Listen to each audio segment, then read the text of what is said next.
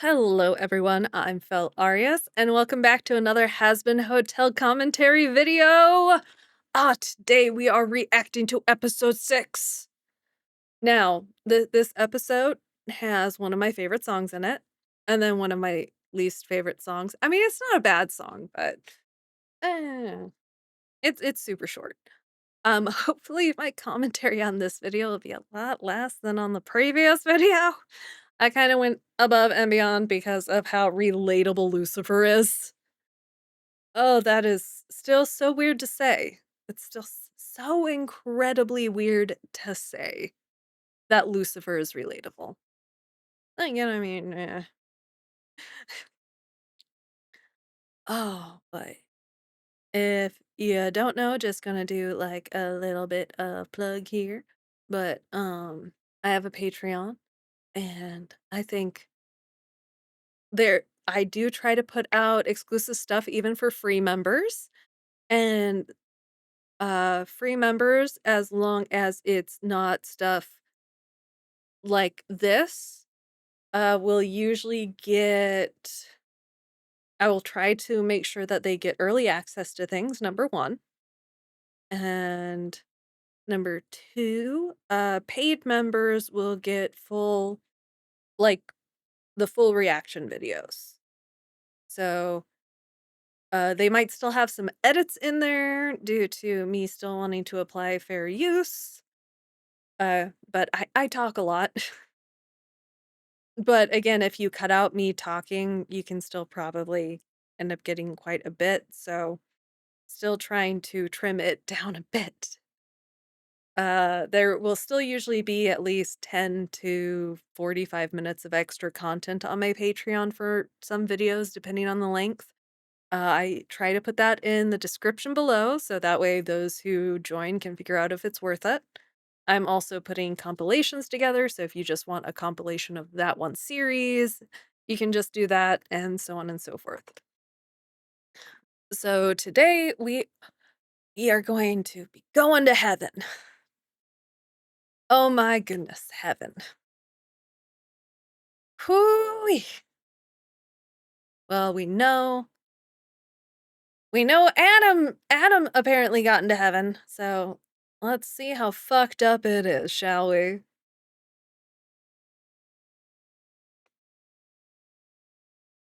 Bum, bum.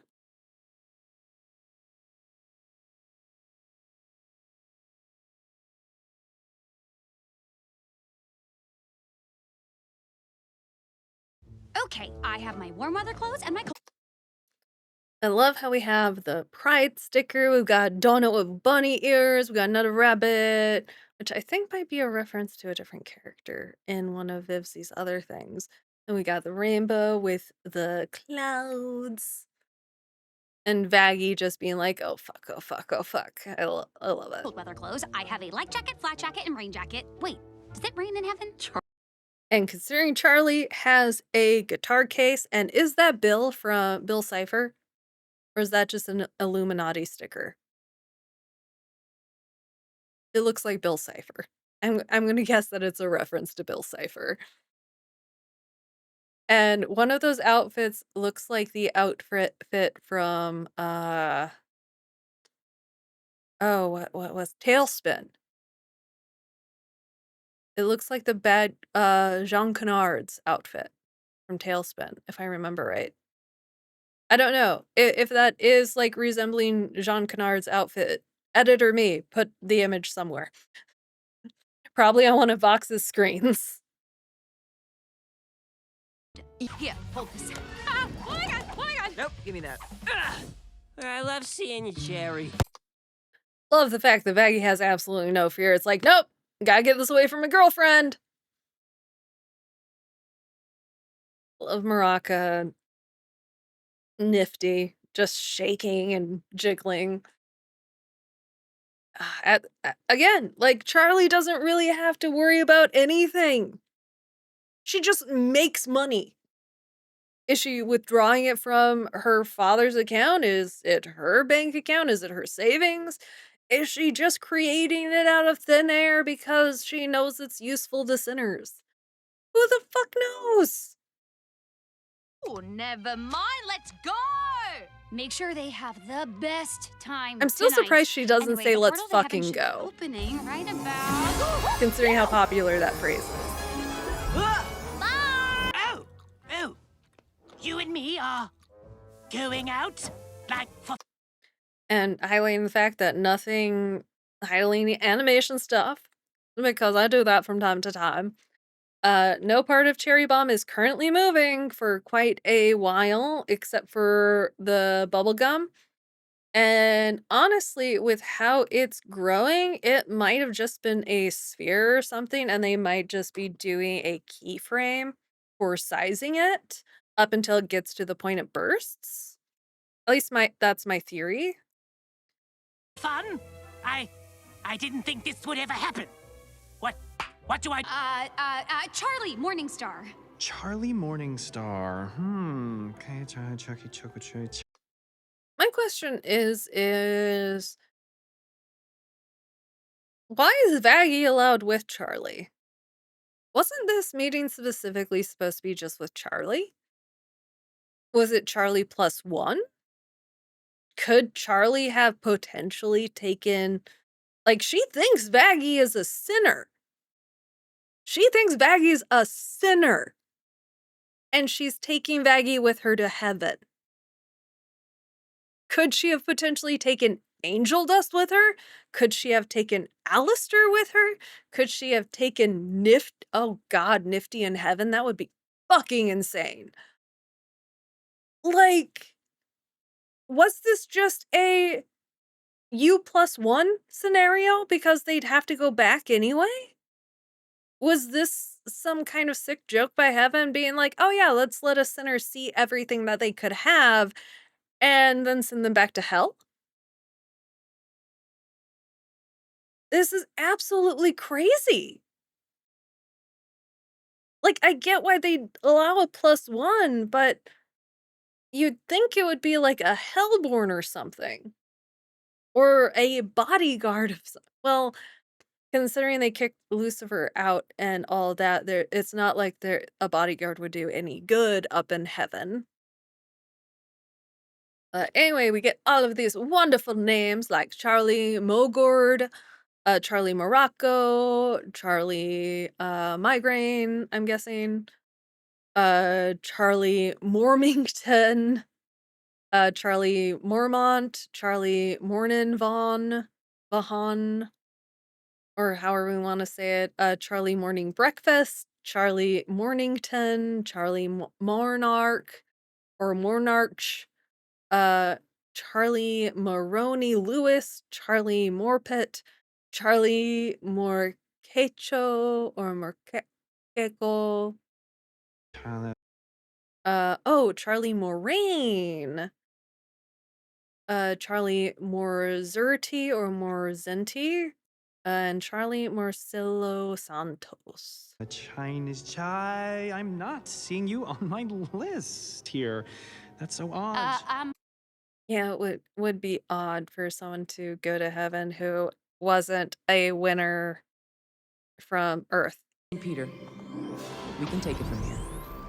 And now that the seraphims have shown up, I want to highlight the other animation details with the character designs and everything.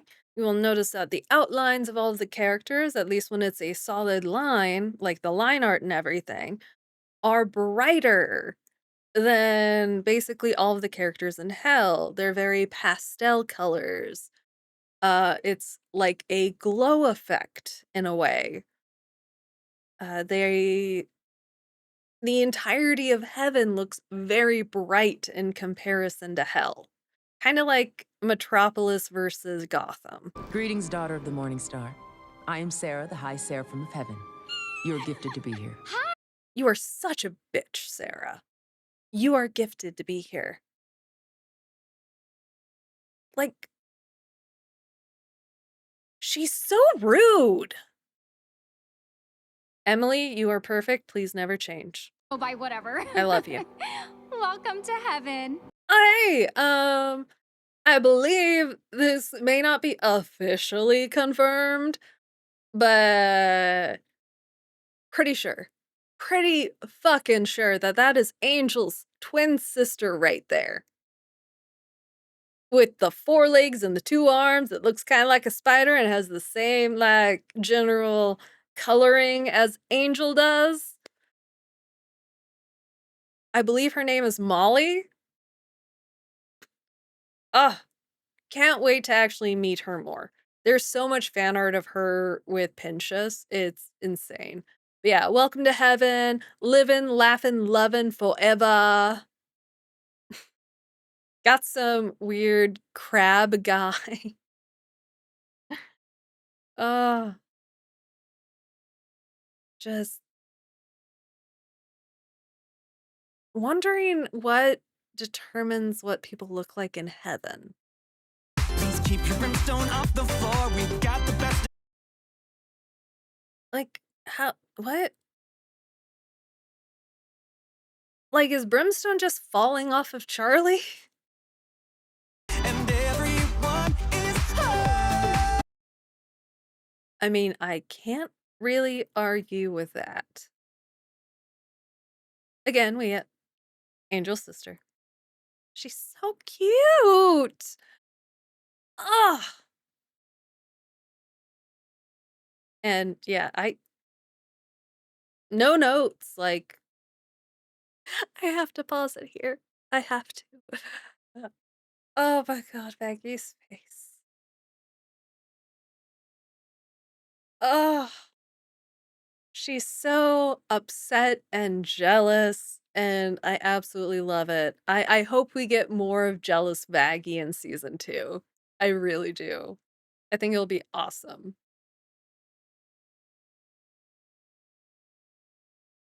I also think Emily is innocent enough that she probably doesn't really kn like, I don't know what Emily's,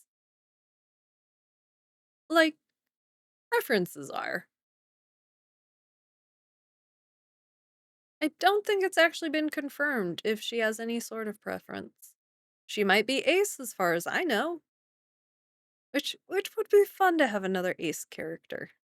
She's just so cute. Wanna go back down. Of course, it is just temporary. I'm sorry you can't stay. 'Cause every single day in heaven is a happy Is it really? Welcome to heaven. And again, like, most of these characters, we don't see, like, reoccurrences of them, especially not in such a standout kind of way, so this has to be Angel's sister, and I don't know when she's going to play into things. I don't even know if she's going to play into things in season 2. We might never get to know more about her, it just might be a reused character design and a little nod to fans of the lore and stuff, and not just the show. It's just so interesting because her coloring is so dark in comparison. It has such a different hue and saturation compared to all of the other angels.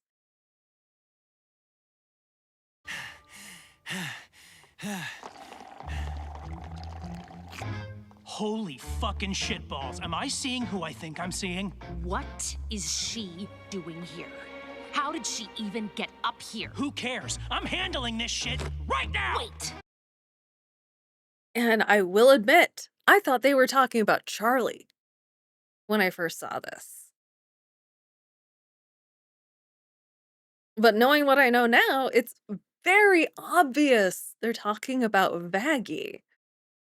Because Charlie's technically half angel. It wouldn't necessarily be a surprise if she ended up there for some reason or another. But Vaggie, she's basically what many would consider a fallen angel in these circumstances. I mean, I'm not sure how exorcists fall and whatnot, or how that even works. It's also very interesting that exorcist halos other than Adam's, because Adam's a winner, not necessarily an exorcist, but their halos are black instead of gold. Shh! Sir, what was the Seraphim's one rule? No one but the exorcist can know about the exterminations. I know, fine. Don't fucking shush me, bitch. Honestly, that wasn't as big of a reveal as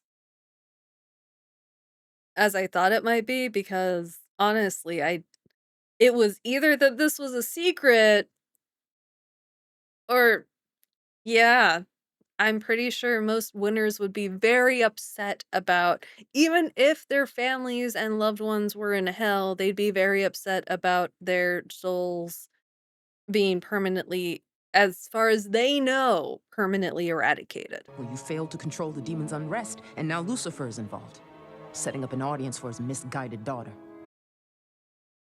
Control the demon's unrest. What about murdering sinners is supposed to help them be more restful?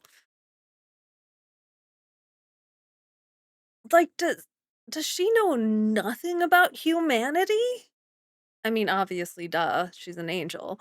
Most angels seem to not know two flying fucks about humans and free will. Lucifer for one. Sera for another. Emily seems to be the most human conscious of the angels we've met so far. Out of the high-ranking angels that have at least 6 wings. But Sera's such a bitch. Why would you depend on him? That's another question. Like, who even came up with this fucking idea? Was it Lilith? Did Lilith approach Adam or something? Did Adam approach Sera about this idea? Because it obviously wasn't Sera's idea. OMG, can you imagine an actual koala? Ah! See you later. Just don't get chlamydia, for those of you who get that reference. But they have a vaccine for koalas now. You really think I wouldn't recognize one of my top girls just because you're out of uniform? You were on the front lines. I wouldn't forget a bad bitch like you. It's why I named you after the best thing ever. And there's where we get the hint that, oh, hey, the exorcists are created. They don't appear to be winners because Adam names them. As in the Bible, he basically names everything that is on earth and stuff. He just has a habit for naming things. Sinful filth like you has no place in heaven. Ooh, this is a good spot to mention. Turns out, if I remember Vivian's tweet, that when Vaggie's mentioning in the next episode that she didn't know that angels could be harmed or hurt, it was actually meant to be like, she didn't know that angels could be harmed or hurt by sinners. So she didn't know that they could be hurt by anyone other than their own. If I remember Vivian's tweet correctly. Which, mind you, this tweet comes like 2 years later. Almost 2 years later.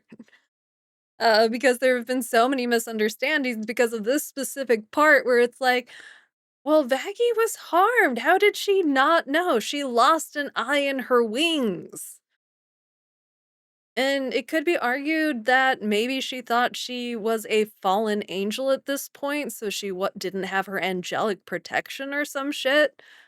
But it makes a lot more sense to understand it from Vaggie's point of view, where she's like, I didn't know they could be harmed by sinners and hellborn and stuff like that. I thought we could only be harmed by other angels.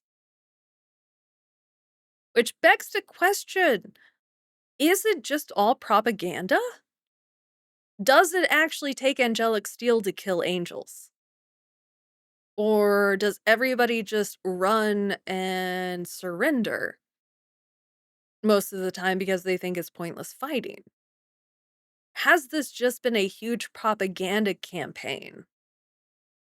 And can angels actually be hurt by just any regular means? It's just they can only be perma-killed by angelic steel. So, like with sinners. Like, do they operate kind of on the same terms? No further dictionary references, please. Right, okay. Mass noun, delivery, uh, t the action or process of forgiving or being forgiven. Love, noun, but also a verb, an intense feeling of deep If you have actual affection. evidence, then show it already. We have a patron right now who is making incredible progress. And just the attention to detail of Vaggie's constant uncomfiness in everything. Like, ever since they got to like, even before they got to heaven, she's just always, even in the background, had these worn looks on her face, or worried, or scared, Who? Angel dust. frustrated. Oh yeah, the porn demon. How does Adam know Angel Dust's a porn demon?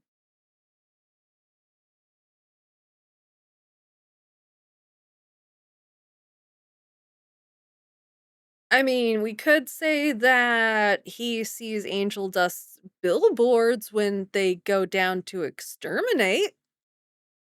That could possibly be a how,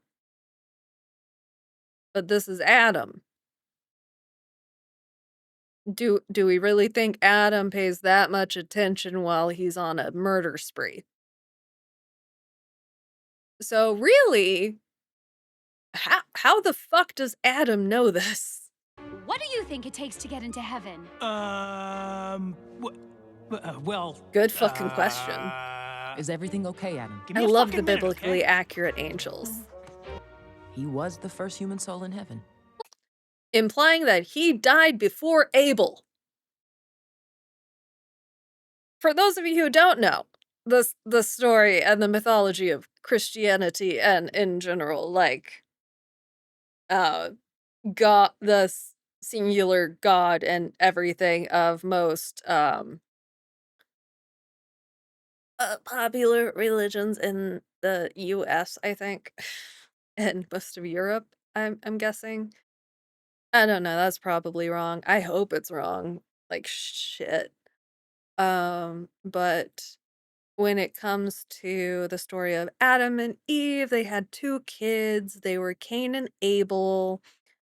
Cain got jealous of Abel because Abel's uh offerings to God were more loved than Cain's offering for to God, and depending on the version you are reading, Cain either kills Abel with a the jawbone of a donkey, if I remember right, or he kills him by bashing him over the head with a rock, thus making Cain the first murderer. And thus God places a mark upon Cain, and that mark has, in many different religions, been represented in many different ways. Oof. Oh, so many ways, and some of the ways are kinda racist, not gonna lie. Uh, but so Abel dies. Abel is long thought to be, like, the first person to die, because Adam and Eve are the only humans, so they have to pop out lots of babies, and then those babies lots of incest going on in the start of the world. In the start of humanity, there was a lot of incest. We're gonna ignore, like, how genetics work and how genetics needs variety to thrive.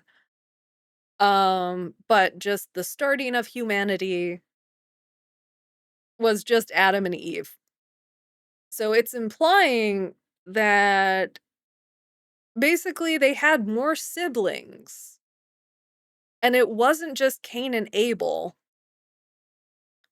Like, this must have been when Cain and Abel were a little bit older. But for Adam to be the first human soul in heaven,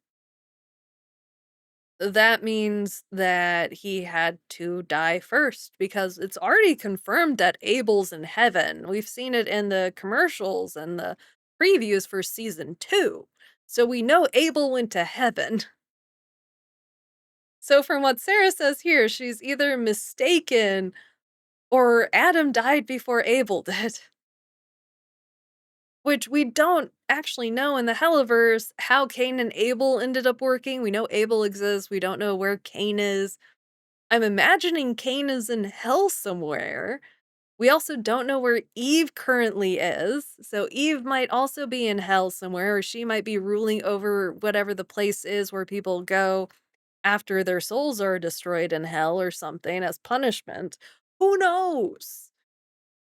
Oh, there's so much lore I wanna know, and there are so many good fanfics out there that cover it that are really fun to read. But it's such an interesting drop for Sera to make, especially if Sarah's incorrect, or if Sarah's trying to justify Adam like, what Adam is saying by saying he was the first soul, even though he's not. In which case, she is bullshitting like Satan does. Well, I bet Angel is doing all of those things right now. Then let's Yeah. fucking see it, bruh. Also, another thing this show does incredibly well is highlights double standards. Like, Adam is swearing up the wazoo, and none of the angels are giving him any shit for it. But the moment Charlie swears, the moment someone that they don't approve of does something bad, automatic criticism, whether it's a look or saying something. The same thing happens in Hell of a Boss in episode 8 of season 1 when Luna calls someone a bitch, a hellhound a bitch, and people are like, "You can't say that." Then we get B, who is the sin of gluttony, who is higher ranking, who starts calling everyone bitch. And it is so much of a double standard based on social constructs. And I believe that's how it's supposed to be. It's supposed to highlight these standards, these double standards. Gremlin mode activated. I'd like to buy you a drink. Why? Didn't you say we're arch rivals? Because I'm buying everyone a drink. Free drinks, I love it! This was one of my favorite bits of this entire episode, mainly because, as those of you who have been watching many of my videos know, I love it when they do things in threes, when they set stuff up in threes. Because if you do it twice and then lead into it a third time, it gives the audience enough anticipation. It sets up a pattern, and brains tend to like patterns. And this set it up in such a fun and seemingly natural way with everything like Pentious is doing to make the payoff all that much better. Here we go. Oh, look, the drunk sobered up long enough to judge us. And again, everybody has already mentioned this, like the angel and the demon on Angel's shoulders. The thing is one of them is a friend who's kind of peer pressuring him and kind of just wants him to loosen up and everything and have a good time, while the other one is looking out for what, like, Angel's progress. Like, they don't actually, they want Angel to succeed. And they care about, like, Husker cares about Angel enough to want Angel to succeed. Thus is why he's commenting. In the end, he does basically leave it up to Angel's choices, but he wants Angel to succeed, and he sees where Angel is unfortunately failing. And he knows that Cherry Bomb is a bad influence. Surprise, surprise.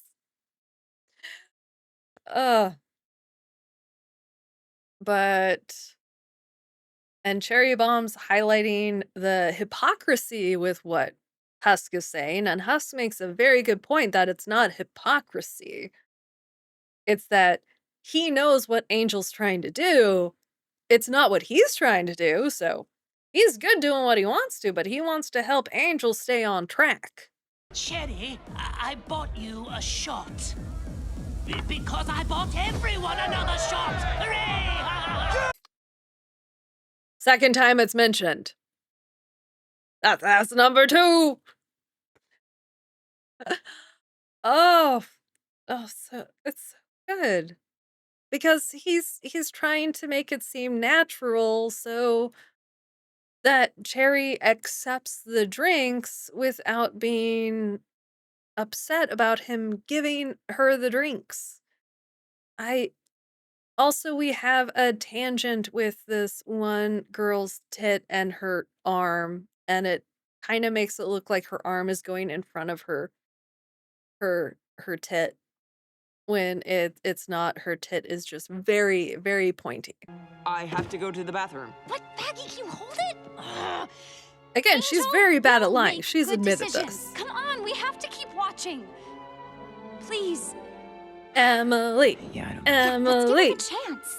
Hell yeah, Emily. Love Very you. well. The court will allow it. Fuck yes! That. Such fucking double standards. And the thing is this is what in my mind, like, this is the kind of stuff they would expect from someone from hell. They would expect someone from heaven to be better. But they don't.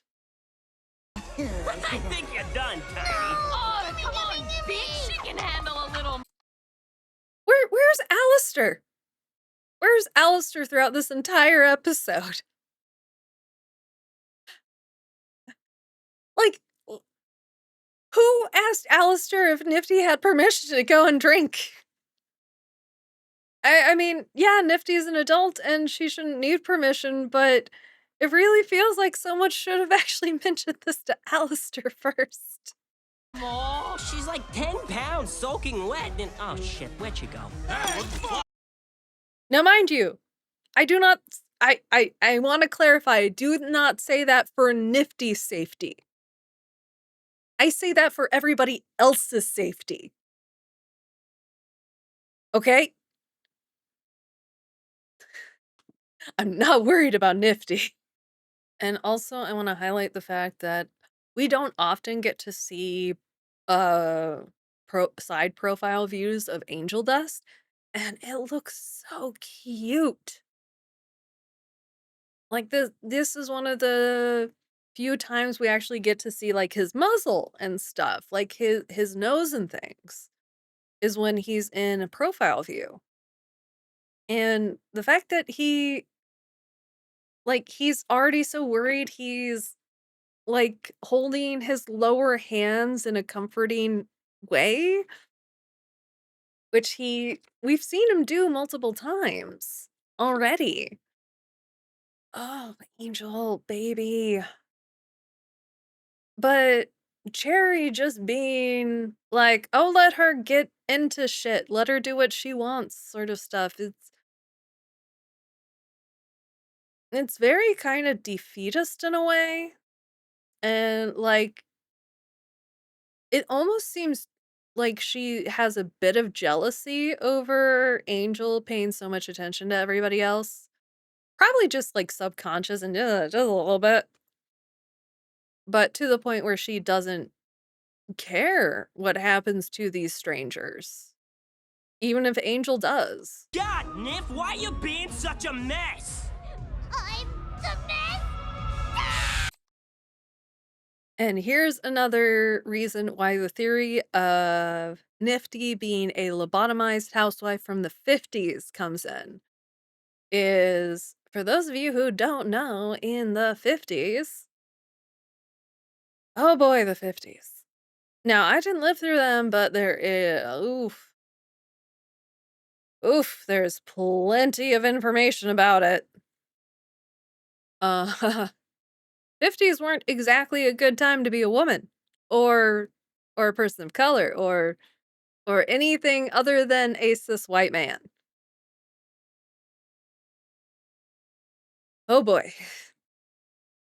Because anytime a woman didn't want to just be a baby machine homemaker, sometimes it was called hysteria and they would lobotomize them. Yeah, I'm not just saying that. Like, that actually was done to women who weren't behaving how men wanted them to. It was a very dark time for, again, anybody who wasn't a middle class or higher cisgendered white man. So her obsession with cleaning, possibly bordering on OCD and everything, and being clean and taking care of everything, and being told she's a mess, hits so incredibly hard if we consider, even if she wasn't lobotomized, just considering the time period she's supposedly from based on her outfit and the poodle skirt. So it makes sense that she'd have a pretty severe reaction to being called a mess. So, I see the club has a sex room. So I was thinking maybe you'd want to, do a sex with me. Oh, Pentious trying to have so much riz. Oh, bud. But here we get his third interaction with Cherry Bomb and kind of offering her something. So as you can imagine, he's already in the pattern of going to something as his reflex. As an audience, we've already seen twice what he goes to as a reflex. So this is just the payoff of that pattern in this episode. And oh, I love it. I love it so much. Even if oh, oof. Even if it's a bit dark. I'm sorry, why would we have sex? Because I'm having sex with everyone here! Oh, Pentious. You know, we can do this. Let's play Where's Nifty?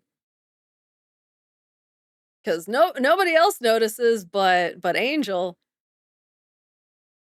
And this is while Angel's had like quite a few drinks and everything. Granted, Husker's probably had more. And as we've mentioned, Angel's very bad at sticking up for himself. But I'll just let Angel take it from here. I just want to taste. Weird, but there's a kink for that, I'm sure. I said fuck off. I own you, bitch. Yeah, you do. In the studio. And you can do anything you want to me there. Just like our deal says. But out here, I get to do what I want. Oh, what the fuck? For my collection. Now here's the question.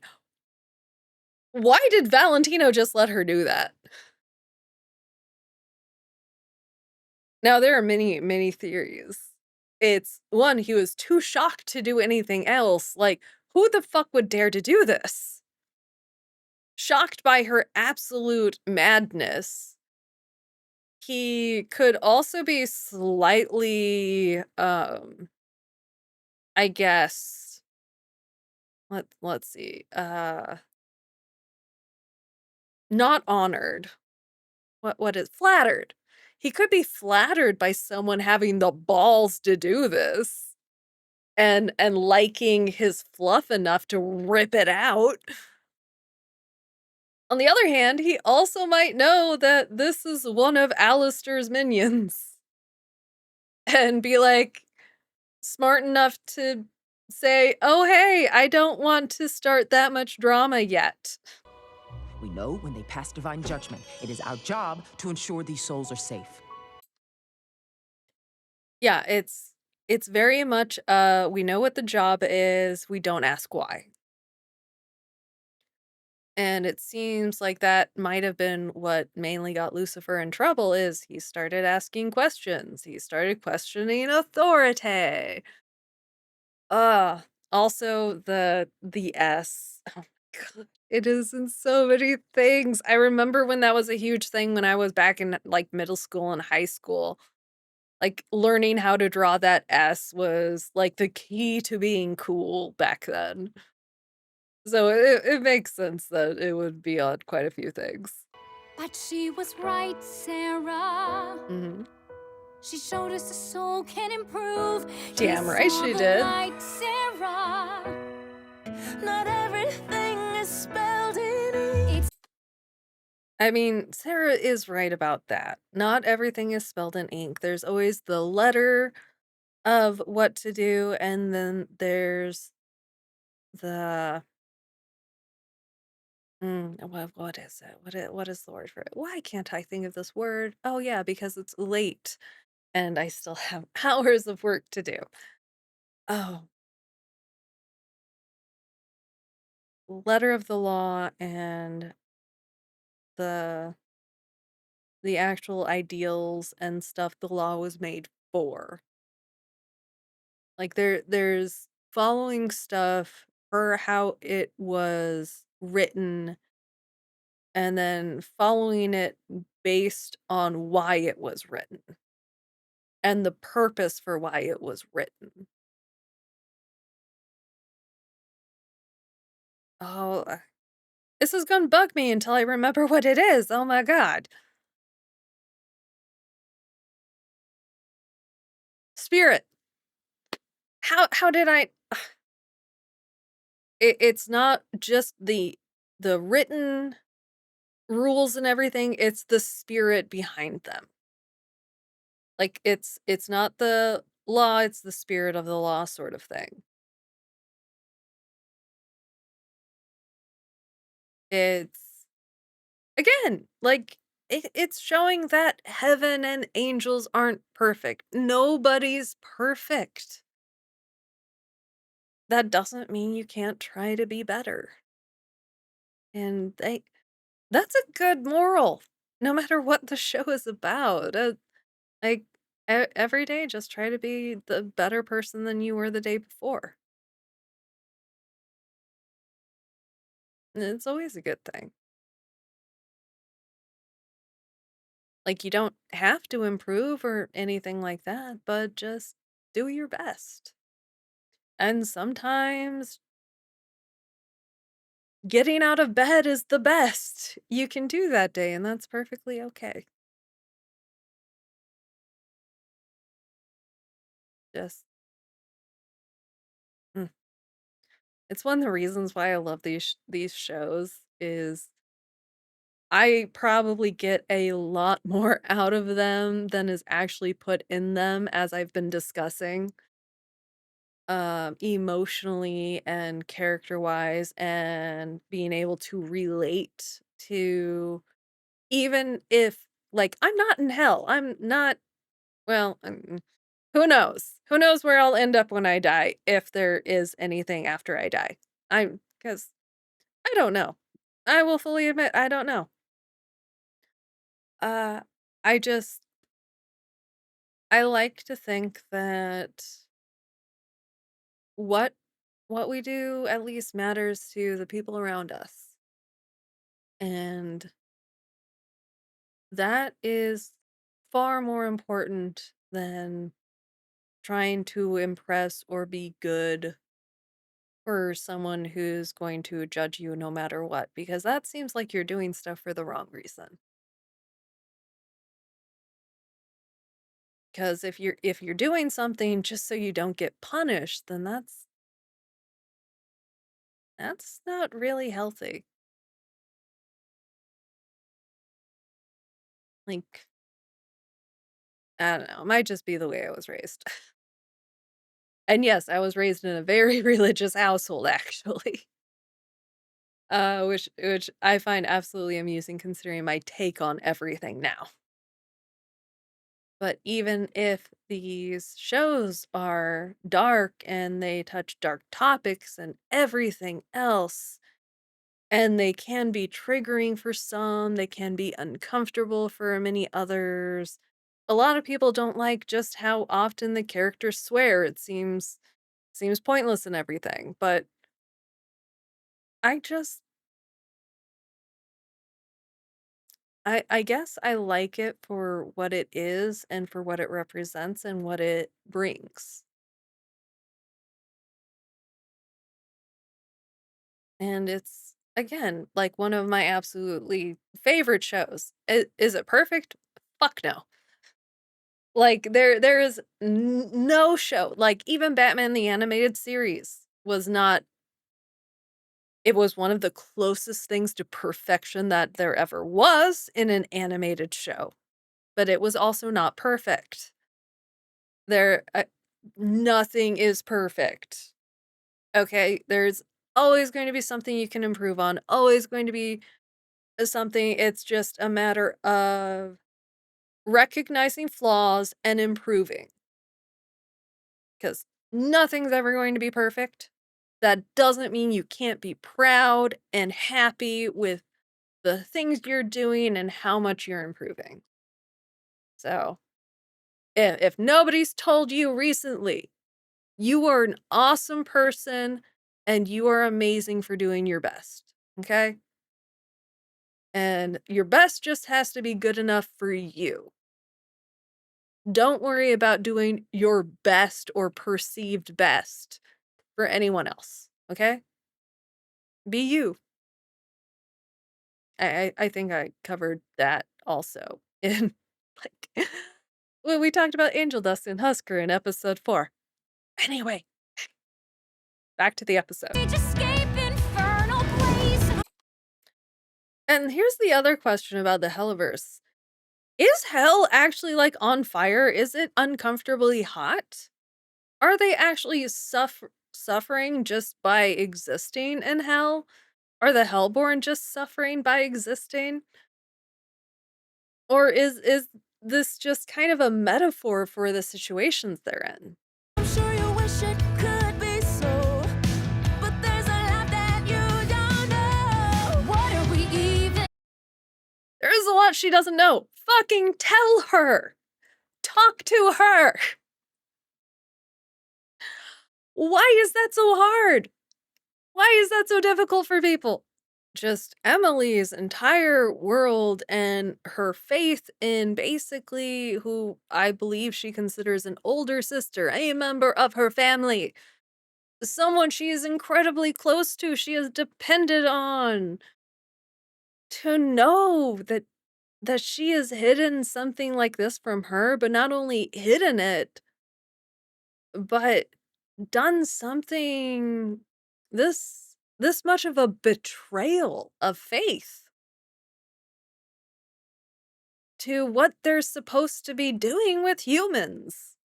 It goes against everything in like an angel is supposed to be like in a way. And it makes sense with how Emily was likely taught and raised as an angel that this would be absolutely bonkers that they treat souls this way. To listen, it was such a hard decision. I wanted to Oh, save really? you, the anguish it takes to do. Okay, I have to highlight it because even when I first saw this episode, when this scene happened, I had to pause it. I think I rewound it and paused it because shit. This is such good imagery. Showing hellfire in Sarah's eyes. Her justifying her horrendous actions to Emily, claiming it was for her own good that she didn't tell her. That she didn't want to burden Emily with any of that. Which is a fucking lie. It's not that she didn't want to burden Emily, it's she knew that Emily would not approve of this. She knew people would not approve of this.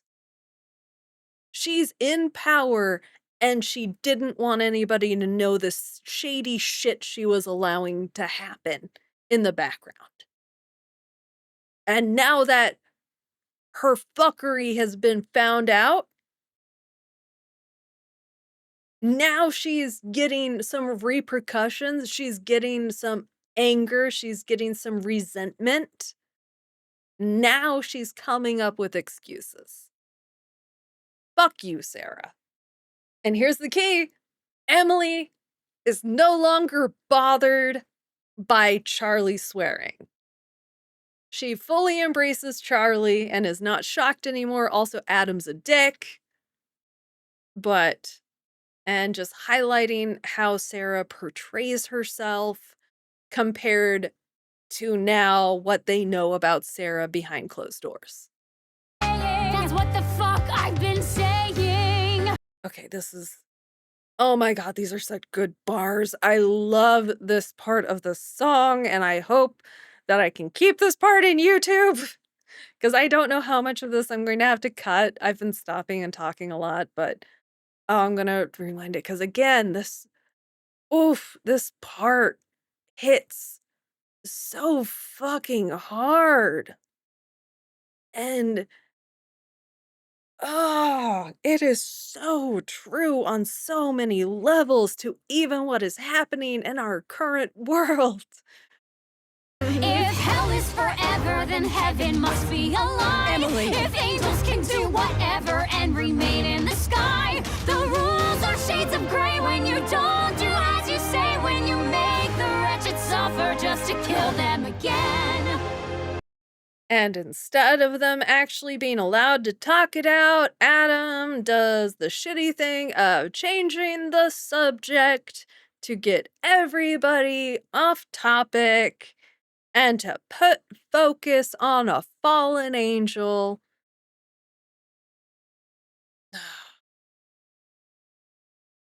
God, Adam is such a very good character.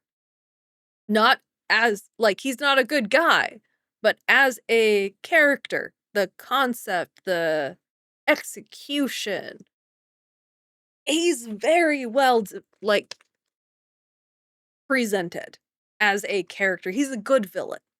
That you're an angel just like us. And just wanting to twist the knife so much. Oh, I also wanted to note here, there was an interesting piece of art I saw. If I can find it, I'll try to link to the artist. But they actually drew Adam and how he was presented as a human and how he was like a fit man and everything.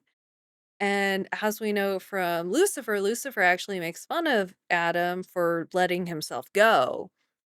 And they actually drew Adam as using his wings as a way to give him the illusion that his body was in the same shape as when he was fit. And that Adam might have a little bit of body dysmorphia in a way.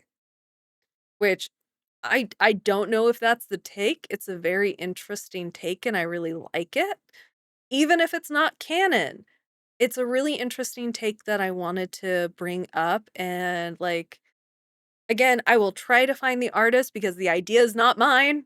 It is completely someone else's, but I wanted to highlight that, just in case anybody else, also thought it was interesting why Adam keeps his wings in like that. And it kinda gives him a bit of a reason and shows, and, like, we know Adam's flawed. He's incredibly fucking flawed, but that he also has his own insecurities, possibly. That wasn't called for, Adam. Then why did you fucking let him do it, you bitch? They were uprising, Emily. Were they? We've been given no proof that they were actually uprising. We've been given nothing. Nothing.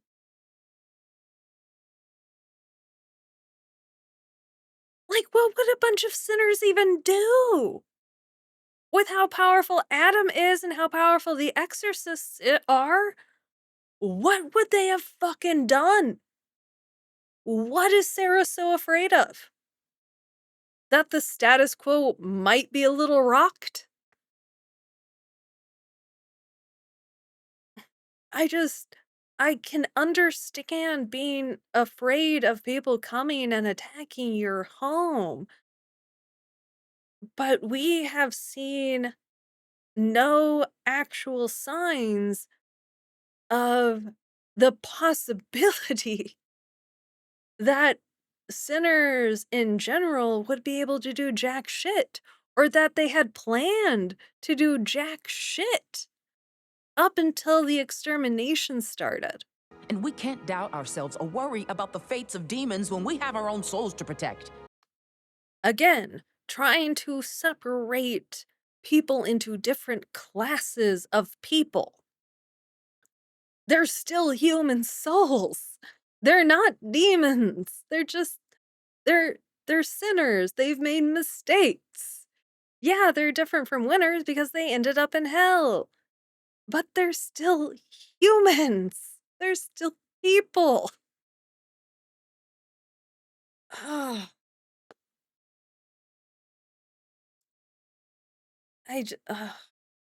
again, Sera is a very, very well written and well fleshed out character. Even if we don't see too much of her, we get everything we need to understand, like, her paranoia, where she's coming from, and everything, and how she seems to be overreacting to all of this. And Please, if you start to question, you could end up like Lucifer, fallen. and honestly, I think that's her main fear, is that she worries that if she doesn't fix things and be perfect and keep heaven in order and everything, that she's gonna fall too and end up with a punishment like Lucifer. Or that Emily is going to, just by questioning authority, that Emily is going to fall to punishment. That any sort of questioning authority is going to get you fucked over. And if we look back to Lucifer's story, who knows how accurate that was told, considering it was in a storybook that Charlie had, all Lucifer did was offer Eve the fruit of knowledge, and Eve took it. And somehow that allowed evil into the world. Apparently, Lilith didn't need the fruit of knowledge, or didn't, or ate it and it didn't bring evil into the world. It could also be, again, that Adam and Lilith both had free will to begin with, but because Lilith had free will, she saw Adam's a piece of shit and left his ass. Thus, Eve was created from a rib of Adam, thus being a part of Adam, thus she didn't have her own free will. Thus, Lucifer giving her free will against her design ended up, I guess, I don't know. Because then it messes with the entire, did Adam have free will beforehand? Did Adam even eat the fruit of knowledge in the Helliverse? We don't get that sort of information yet.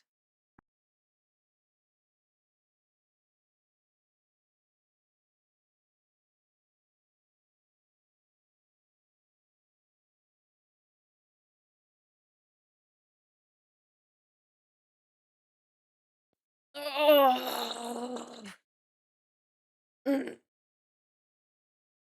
There's so much lore I want to know.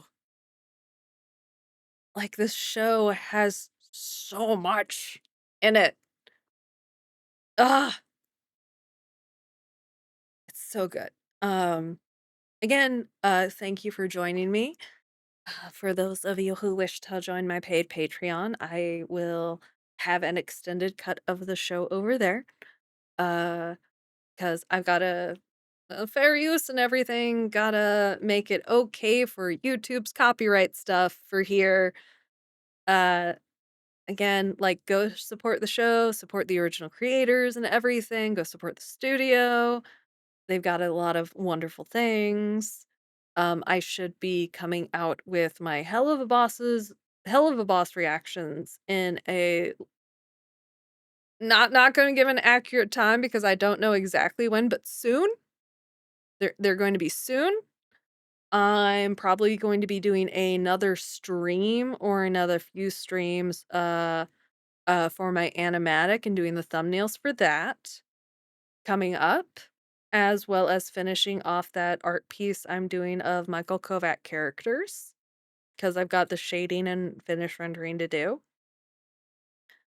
Uh, yeah. I might even put a high res up for patrons only of that image. Uh, Again, if any of you have any ideas of what I could do for my Patreon, please let me know. As always, I will put extended cuts of stuff like this for paid patrons only.